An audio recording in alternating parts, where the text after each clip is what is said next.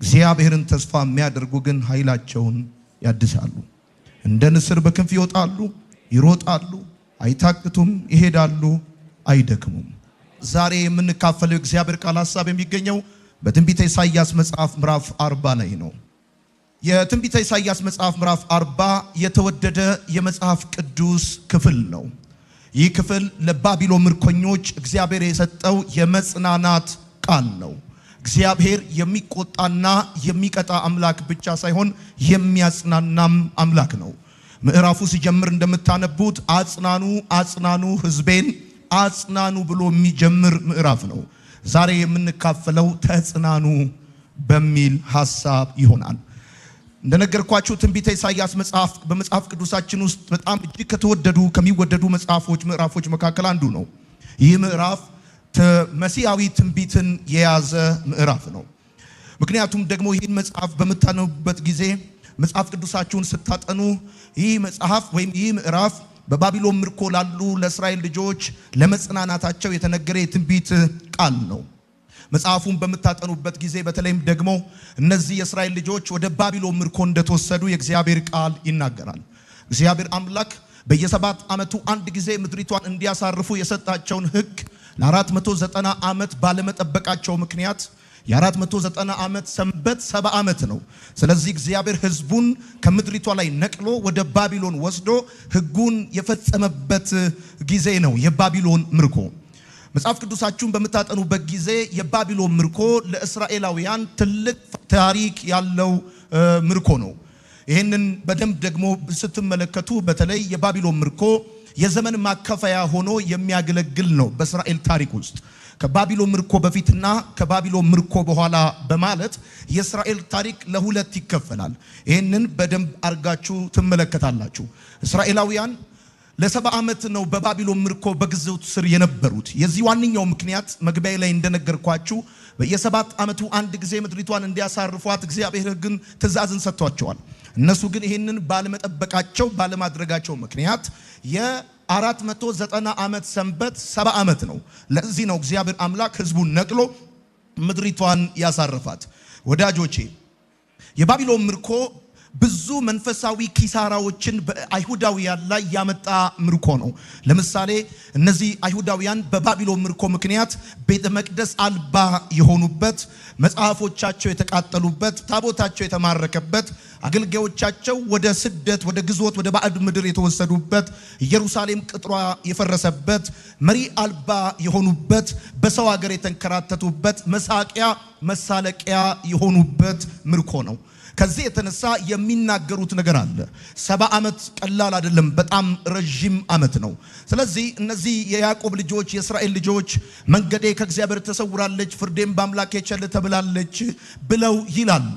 ስለዚህ የእግዚአብሔር መንፈስ በነቢዩ አማካኝነት መጥቶ ያዕቆብ ሆይ እስራኤል ሆይ ለምን እንዲህ ትላለህ? ለምን እንዲህ ትናገራለህ? ምንድነው የሚናገረው? መንገዴ ከእግዚአብሔር ተሰውራለች፣ ፍርዴም በአምላኬ ቸል ተብላለች ለምን ትላለህ ብሎ በዚህ በእግዚአብሔር ቃል ላይ በጥያቄ መልኩ ይመጣላቸዋል። እንደነገርኳችሁ ይሄ ምዕራፍ የመጽናናት ምዕራፍ ነው። አጽናኑ አጽናኑ የሚል ምዕራፍ ነው እና እግዚአብሔር አምላክ ሕዝቡ እንዲጽናና፣ ሕዝቡ እንዲበረታ፣ ሕዝቡ ኃይሉ እንዲታደስ፣ ሞገሱ እንዲመለስ፣ ክብሩ እንዲታደስ እግዚአብሔር የሚፈልግ አምላክ ነው እና ከመከራው ርዝመት የተነሳ ቤተ መቅደሳቸው ፈርሶ መጽሐፎቻቸው ተቃጥሎ ታቦታቸው ተማርኮ በትልቅና በጥልቅ ሽንፈት ውስጥ ሆነው በነበረበት ጊዜ ከዚህ የተሻለ ወይም ከዚህ የተለየ ነገር ሊናገሩ የሚችሉት ነገር አለ ብዬ አላስብም።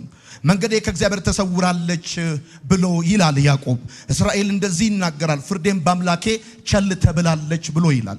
መንገድ የመጣችሁበትና የምትሄዱበት ነው። ስለዚህ ያዕቆብ ወይም የእስራኤል ሕዝብ እያለ ያለው ነገር ምንድነው? እግዚአብሔር እኛ የምናልፍበትን ሁኔታ አያይም፣ የምናልፍበትን መንገድ አያይም። እንደዚህ ባለ ውርደት፣ እንደዚህ ባለ መንከራተት፣ እንደዚህ ባለ ጭንቀት፣ እንደዚህ ባለ ሽንፈት ውስጥ ስናልፍ እግዚአብሔር አምላክ መንገዳችን ከእግዚአብሔር ተሰውሯል፣ አይመለከተውም፣ እግዚአብሔር አያየውም። እግዚአብሔር የምናልፍበት መንገድ ለእግዚአብሔር ግልጽ አይደለም፣ አላወቀም። እንደዚህ አይነት የኪዳኑ ሕዝብ የተጠራው በስሙ የተጠራው ለታላቅ ርስት የተለየው ሕዝብ ይሄ ሕዝብ ቀን በደመና ሌሊት በእሳት አምድ እየመራ ሊኩዊዱን እንደ ሶሊድ አቁሞ የተስፋይቱ ምድር ያወረሰው እግዚአብሔር አይመለከትም። የምናልፍበትን መንገድ ብለው ይላሉ። በአጭር አማርኛ መንገድ የመጣችሁበትና የምትሄዱበት ነው። ስለዚህ የምናልፍበትን ነገር እግዚአብሔር አይመለከትም ብለው ይጠይቃሉ። ከዛም ቀጥለው ሲጠይቁ እንደዚህ ይላሉ፣ ፍርዴ በአምላኬ ቸል ተብላለች። እግዚአብሔር የኔ ጉዳይ አይገደውም፣ እኔ አሁን ያለሁበት ውርደት፣ እኔ ያለሁበት ሽንፈት፣ እኛ ያለንበት ውድቀት አይገደውም ብለው ይላሉ። ይሄን ጉዳይ ለነሱ ብቻ ሳይሆን በግልም ደግሞ ለኛ ለብዙዎቻችን የሆነ በልዩ ልዩ ጥያቄዎች ስለምናልፍ ሰዎች እንደዚህ አይነት ነገር የምናነሳ ሰዎች ቀላል አይደለንም። ከምናልፍበት የህይወት መንገድ የተነሳ መንገዴ ከእግዚአብሔር ተሰውራለች፣ ፍርዴም በአምላኬ ቸል ተብላለች የምንል ሰዎች ቀላል አይደለንም። ትዝ ካላችሁ የእግዚአብሔርን ቃል ስታነቡ እንደውም ስለ ክርክሬ የሚመልስልኝን ሰማ ዘንድ እግዚአብሔርን ጠብቀዋለሁ ብሎ ዕንባቆም ሲናገር ትዝ ይላችኋልና በቂ ማስረጃ አለው። ዕንባቆም እግዚአብሔር የሚመልስልኝን እሰማለሁ ብሎ በኤቪደንስ ነው ከእግዚአብሔር ጋር የሚከራከረው። ምክንያቱም በዛ ዘመን ኃጢአተኞች እያለፈላቸው ፍርድ ተጣሞ ጻድቃንና እግዚአብሔር የሚፈሩ ሰዎች ደግሞ በሚያሳዝን የህይወት መንገድ ውስጥ እያለፉ ሲመለከት ስለ ክርክሬ የሚመልስልኝን እሰማለሁ ብሎ ዕንባቆም የተናገረውን ነገር ታስታውሳላችሁ። ልክ እንደዚህ ነው ወዳጆቼ። የቱንም ያህል ክርስቲያን ብትሆኑ፣ የቱንም ያህል የተማረ ሰው ብትሆኑ፣ የቱንም ያህል የቤተሰብ ቁጥር ቢኖራችሁ፣ ወይንም ደግሞ አንዳንድ ከውጭ ስትታዩ ምንም ያልጎደለባችሁ እንኳን ብትመስሉ በአንዳንድ ጉዳዮቻችሁ ላይ ፍርድ የምትፈልጉባቸው አሉ። እግዚአብሔር እንዲፈርድላችሁ በእውነት እግዚአብሔርን ካመለኩት ከተከተኩት ከፈራሁት ሌላ አቅም የለኝም ሄጄ ይሄን ጉዳይ የማሳይበት እግዚአብሔር እንዲፈርድልኝ ይፈልጋሉ የምትሉበት ጉዳይ አይጠፋም። እሱ ብቻ ሳይሆን ደግሞ ለሩቅ አይደለም ለቅርብ ሰዎቻችሁ እንኳን ሊገባ በማይችል የህይወት ውጣ ውረድ ውስጥ እያለፋችሁ መንገዴ ከእግዚአብሔር ተሰውሯል ወይ? እግዚአብሔር ይሄን ጉዳይ አይመለከተውም ወይ? ሽንፈቴ ከነገረኝ የተስፋ ቃልና ከሰማሁት የኪዳን መንገድ እና እውነት ይልቅ በተቃራኒ እየሄድኩ መሆኔ እግዚአብሔርን ግድ አይለውም ወይ የምትሉ ሰዎች ልትኖሩ እንደምትችሉ አስባለሁ። ልክ እንደዚህ እንደ ያዕቆብ፣ ልክ እንደ እስራኤል ማለት ነው። እና በጣም በሚገርማችሁ ሁኔታ አሁን እንደነገርኳችሁ ብዙ ነገሮቻቸውን ያጡበት ሁኔታ ላይ ቆመው ነው መንገዴ ከእግዚአብሔር ተሰውራለች፣ ፍርዴም በአምላኬ ቸል ተብላለች ብለው የሚሉት። ለነዚህ ሰዎች መቅደሳቸው ለተቃጠለባቸው፣ ለፈረሰባቸው፣ መጽሐፋቸው ለተቃጠለባቸው፣ ታቦታቸው ለተማረከባቸው፣ በሰው ምድር በግዞት ለሚንከራተቱ መሳቂያ መሳለቂያ ለሆኑ መንገዴ ከእግዚአብሔር ተሰውራለች፣ ፍርዴም በአምላኬ ቸል ተብላለች ለሚሉና ጥያቄ ላለባቸው ሰዎች እግዚአብሔር የኛ ጉዳይ ግድ አይለውም ወይ? እንደዚህ መሆናችን እግዚአብሔርን አይመለከተውም ለሚሉ ሰዎች እግዚአብሔር ደግሞ በተራው መናገር ጀመረ። ያዕቆብ ለምን እንዴት ይላል? እስራኤልስ ለምን እንደዚህ ትናገራለህ? አልሰማህም ወይ? አታውቅም ወይ? አንተ ጥያቄ ካለ እኔ መልሳለኝ። አንተ ጥያቄ ካለ፣ አንተ ሐሳብ ካለ፣ አንተ የምታነሳው የከበደ ነገር ካለ፣ እውነት ነው ከትዕግስት በላይ ከአቅም በላይ የሆነብህ ነገር ካለ እኔ ደግሞ መልሳለኝ። ያዕቆብ ሆይ አዎ ጥያቄ ጠይቀሃል፣ ሐሳብ አንስተሃል፣ አልሰማህም ወይ? አታውቅም ወይ? ለዚህ ጥያቄ የሚሆን 40 መልስ 60 መልስ 100 መልስ አልሰጥህም። ለጥያቄ መልስ አንድ ብቻ ነው፣ እሱ እኔ ራሴ ነኝ። ለክርስቲያን ጥያቄ መልስ ራሱ እግዚአብሔር ነው። ክርስቲያን እግዚአብሔር መልሱ ካልሆነ ብር መልሱ ሊሆን አይችልም። ለክርስቲያን እግዚአብሔር መልሱ ካልሆነ ሀብት መልሱ ሊሆን አይችልም። ዝና መልስ ሊሆን አይችልም። እውነተኛ መልስ እግዚአብሔር ነው የሚል ሰው ለጌታ ክብር ያጨበጭባል። አልሰማህም ወይ? አታውቅም ወይ? አታውቅም ወይ? አልሰማህም ወይ?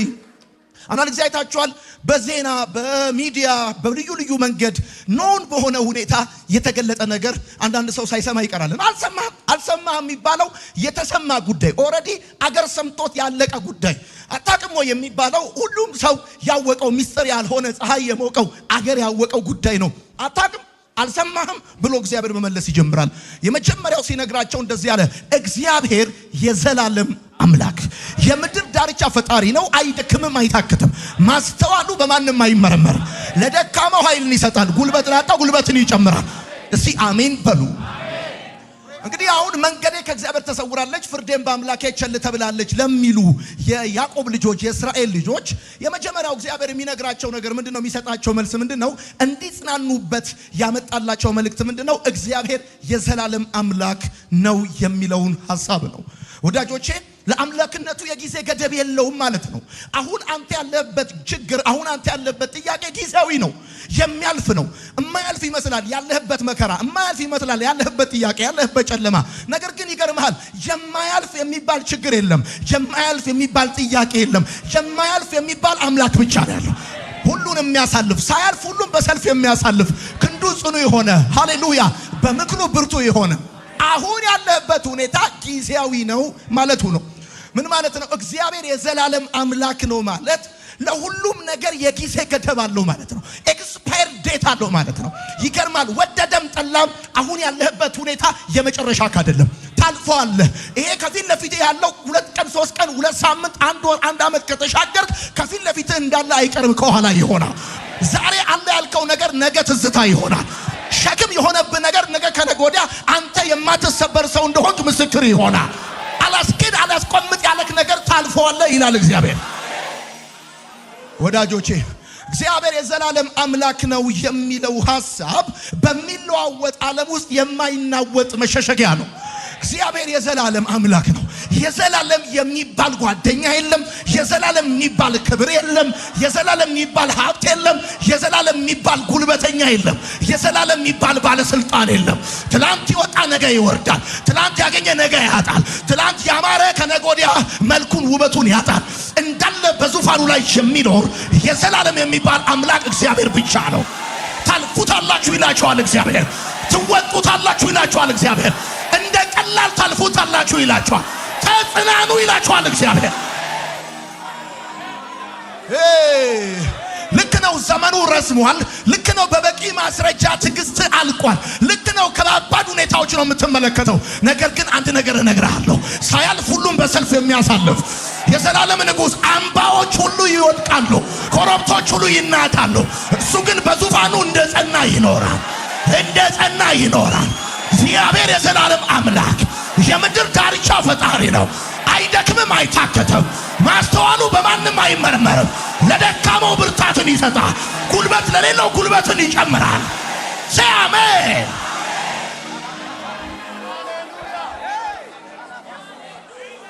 ስለዚህ የመጣብህ ነገር ጊዜያዊ ነው። አሁን ያለበት ነገር ጊዜያዊ ነው። የገጠመ ችግር ጊዜያዊ ነው። ያለበት ጥያቄ ጊዜያዊ ነው። ብቸኝነትህ ጊዜያዊ ነው። ማጣትህ ጊዜያዊ ነው። አቅም ማጣትህ ጊዜያዊ ነው። እነግርሃለሁ፣ ጌታ ምስክሬ ነው። አንድ ነገር ደግሞ ጊዜያዊ ከሆነ ያልፋል። አሜን ይባላል። ረገጥ አድርግና ያልፋል በል። ጩና ያልፋል በል። ከዓለም መጀመሪያ በፊት የነበረ ከዓለም በኋላም የሚኖር ወዳጆቼ፣ አሁን የምታዩት ፀሐይ ይጠፋል፣ ተራሮችም ይፈርሳሉ፣ ባህሩም ይደርቃል፣ ከዋክብቶችም ይወድቃሉ። እንደነበረ ያለ ሁሉን አሳልፎ በዙፋኑ ጸንቶ፣ እውነቴን ነው የምነግራችሁ፣ ዛሬ ያለ ያላችሁት ነገር ትዝታ ይሆናል። ለመጣውላችሁ አጥንታችሁ እስኪጎብጥ ድረስ የተሸከማችሁት እንቅልፍ ያጣችሁበት ያስለቀሳችሁ ጉዳይ እናንተ ማለት ቀላል ሰው እንዳልሆናችሁ ለምስክርነት ነገ ያገለግላል። እስቲ በደም ጩሁና አሜን በሉ። በዚህ ምድር ላይ አይደለም መጥፎ ነገር መልካሙ ነገር እንኳን ያልፋል። አይደለም ማጣት ማግኘት እንኳን ያልፋል። አይደለም ውርደት ክብር እንኳን ያልፋል። ወዳጆቼ አይደለም እርጅና ውበትም ያልፋል። እንኳን አይደለም መጥፎ ነገር መልካምም ነገር ያልፋል። እንደዚህ ይላል እግዚአብሔር፣ መንገዴ ከእግዚአብሔር ተሰውራለች፣ ፍርዴም አምላኬ ቸል ተብላለች። እግዚአብሔር ለምንድን ነው በእኔ ጉዳይ የማይፈርደው? እግዚአብሔር ለምንድን ነው እኔ የማልፍበት ጉዳይ ግድ የማይለው ስሜት የማይሰጠው ለሚሉ ሰዎች መልሱ አንድ ጉዳይ ነው። እግዚአብሔር የዘላለም አምላክ ነው። ይሄ ማለት ምን ማለት ነው? አሁን ያለበት የመጨረሻ አሁን ያለበት ሁኔታ መጨረሻ አይደለም።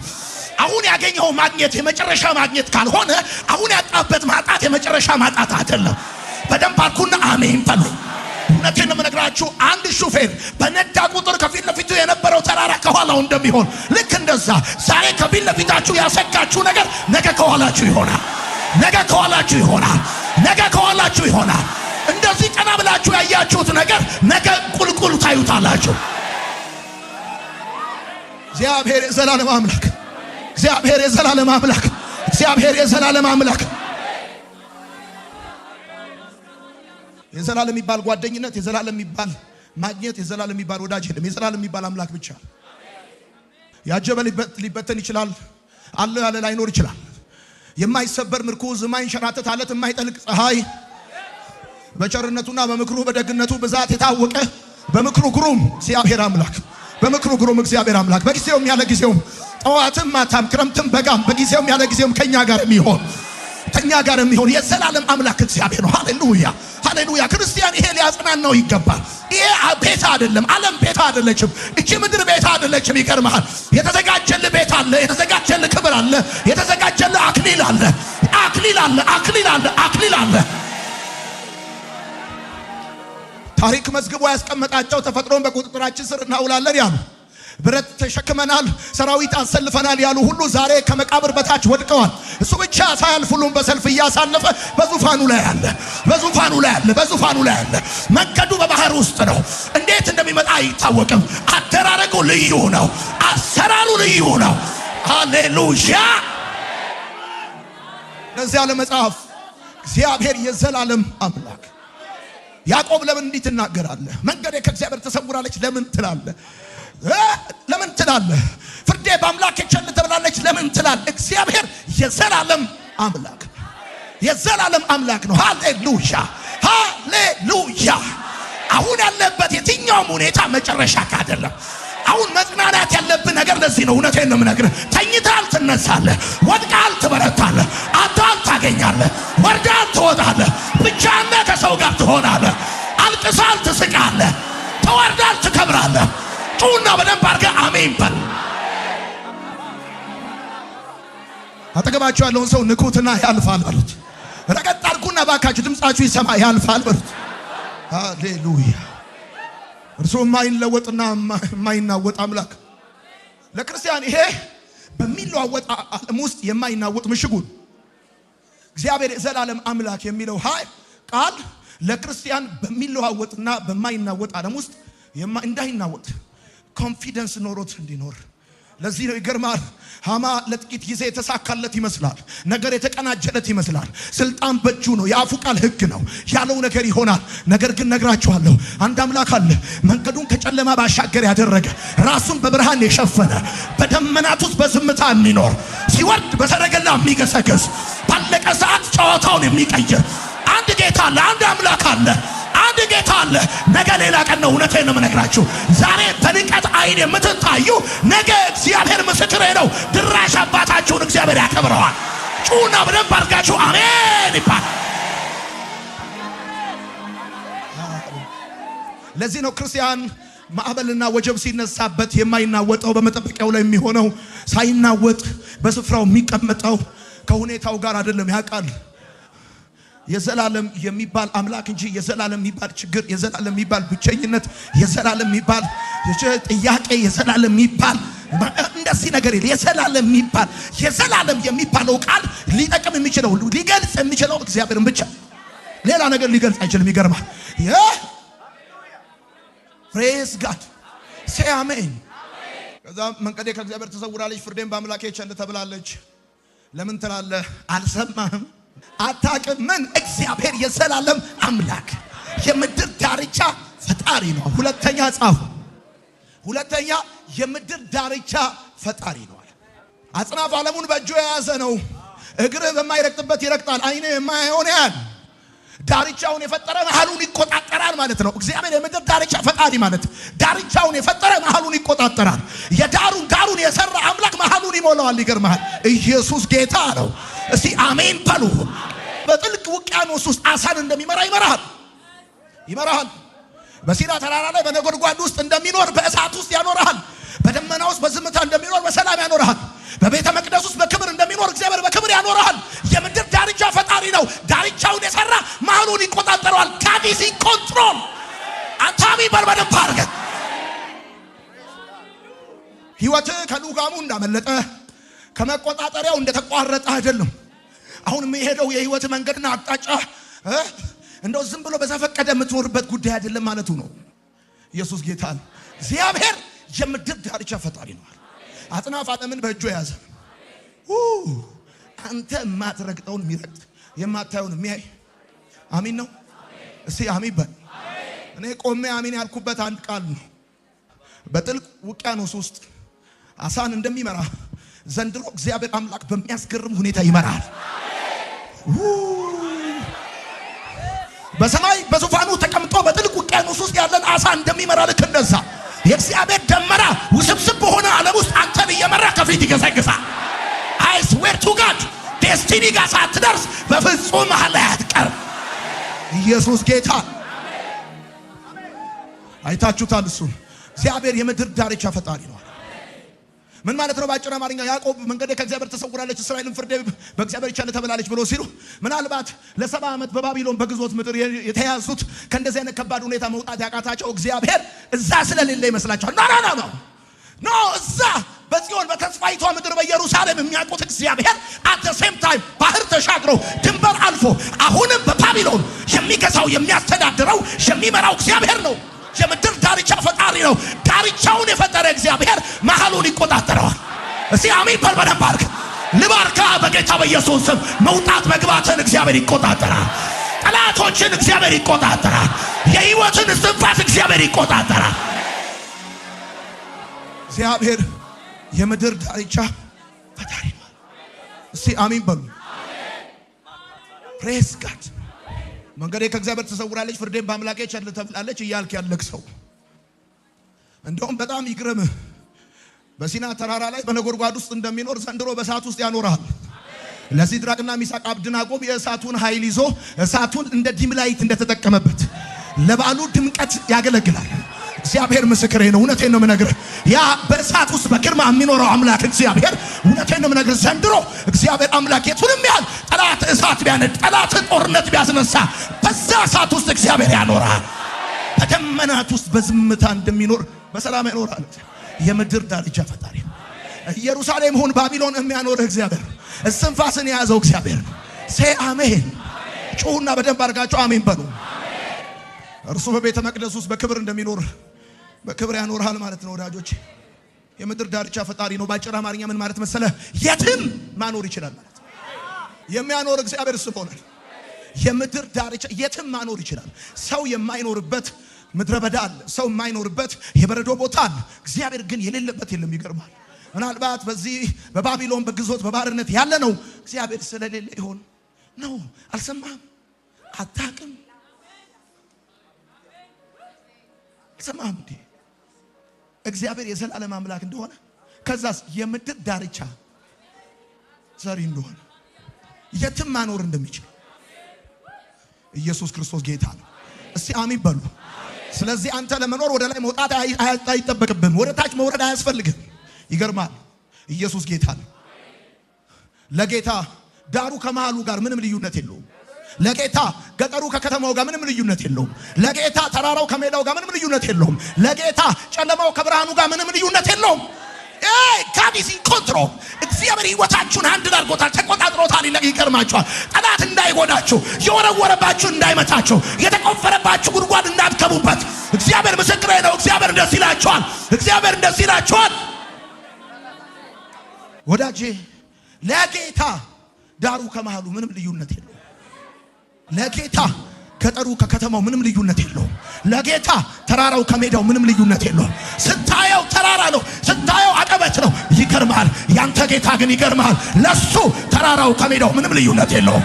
ለጌታ ጨለማው ከብርሃኑ ምንም ልዩነት የለውም። ለጌታ ማጣት ከማግኘት ምንም ልዩነት የለውም። ይገርማል። ስለነጋ መኖር ይችላል ብለህ የምታስብ ከሆነና ስለጨለመብህ እጠፋለሁ ብለህ የምትጠረጥር ከሆነ ተሳስተሃል። እግዚአብሔር ሲያኖር ይገርማል። በጨለማ ውስጥ በቀን እንደሚያኖር ያኖራል። አልሰማኝም ያልኩን እግዚአብሔር ሲያኖር ይገርማል። በማጣት ውስጥ እንደማግኘት ያኖራል። አልሰማኝም ያልኩን እግዚአብሔር አምላክ ማኖር የሚችል አምላክ ስለሆነ እግዚአብሔር በማጣት ውስጥ እንዳገኘ ሰው ያኖራል። ሐሳቤን ያገኛችሁልኝ አልመሰለኝም። እያልኩ ያለሁት እንደዚህ ነው። በስራ ማጣት ውስጥ ስራ እንዳለው ሰው ያኖራል። በብቸኝነት ውስጥ ከሰው ጋር እንዳለ ሰው ያኖራል። ሲያሜን በነባርክ ለሰው ነው ማጣት ከማግኘት ልዩነት ያለው፣ ገጠር ከከተማ ልዩነት ያለው። ለሰው ነው ሜዳ ከተራራ ልዩነት ያለው። ለሰው ነው ጨለማ ከብርሃን ልዩነት ያለው። ለሰው ነው ዳሩ ከመሃሉ ልዩነት ያለው። ለእግዚአብሔር ግን ዳሩ ከመሃሉ ልዩነት የለውም። ሜዳ ከተራራ ልዩነት የለውም። ብርሃን ከጨለማ ልዩነት የለውም። ማግኘት ከማጣት ልዩነት የለውም። ይገርማል። የሌለን እንዳለ አድርጎ የሚጠራ ለሙታን ሕይወትን የሚሰጥ ባመነበት በአምላክ ፊት አብርሃም የብዙዎች አባት ሆነ ተብሎ እንደተጻፈ በጌታ በኢየሱስ ስም የሌሉ ነገሮችን ከዕድሜ ዘንድሮ እጅ ይገባል። ስለዚህ ተጽናኑ። እግዚአብሔር እንደዚህ ያለ አጽናኑ፣ አጽናኑ፣ ህዝቤን አጽናኑ፣ አጽናኑ። ህዝቤን አጽናኑልኝ። መንገዴ ከእግዚአብሔር ተሰውራለች፣ ፍርድን በአምላኬ ቸል ተብላለች እያሉ ያሉ ህዝቤን አጽናኑልኝ። የችግሬ ዘመን ረዝሟል የሚሉትን ልጆቼን አጽናኗቸው። ያልፋል በሏቸው። እማላልፈው እኔ ብቻ ነኝ በሏቸው። ያልፋል በሏቸው። አሚን ኮንትሮል በሏቸው። ተቆጣጥሬዋለሁ በላቸው። እኔ ከእናንተ ጋር ነኝ በላቸው። እናንተ ያላችሁበት ሁኔታ ከፍታም ይሁን ዝቅታ ለኔ ልዩነት የለውም በሏቸው። ህዝቤን አጽናኑ፣ ልጆቼን አጽናኑ፣ ያችን ልጅ አጽናኗት፣ ያንን ልጅ አጽናኑት ይላል እግዚአብሔር። አጽናኑ፣ ልጆቼን አጽናኑ ይላል እግዚአብሔር። ያልፋል በሏት። ያልፋል። እውነቴን ነው የምነግርሽ። ያልፋል፣ ያልፋል። እውነቴን ነው የምነግርሽ። ዛሬ ተደብቀሽ አልቅሰሻል፣ ነገ በአደባባይ ትስቂያለሽ በሏት። ዛሬ አታል ነገ ታገኛለህ በሉት። ዛሬ ወርዳል ነገ ትወጣለህ በሉት። ዛሬ ደክማል ነገ ትበረታለህ በሉት። ይሄ ነገር ያልፋል በሉት። ይሄ ነገር ለምስክርነት ይሆናል። መጽሐፍ ይወጣዋል፣ መዝሙር ይወጣዋል። ይሄ ነገር ትምህርት ይሆናል። ይሄ ነገር ለእግዚአብሔር ትምህር፣ ለእግዚአብሔር ክብር፣ ለቅዱሳን በረከት ይሆናል በሉት። አጨብጭባ ለጌታ ክብር በደም አጨብጭባ። ኢየሱስ ጌታ